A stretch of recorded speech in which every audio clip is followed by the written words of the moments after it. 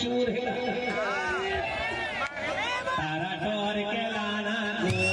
कपड़ों बसमा नहीं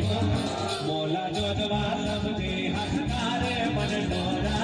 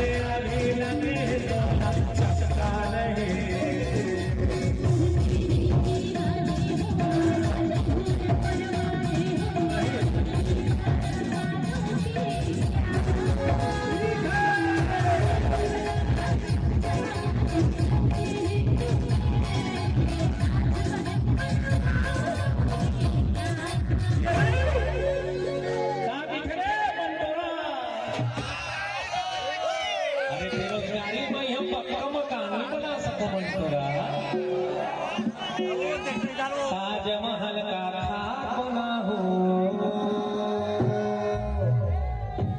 सस्ता के जमाना नौकरी के ठिकाना अरे ताजमहल का खाक बना हो तो सुना था कि नहीं एक बार बम ताली पीट दे और तू मन अपन मन करो बम जोरदार ताली पीट दे सस्ता के जमाना रही नौकरी के ठिकाना रही ताजमहल का खाक बना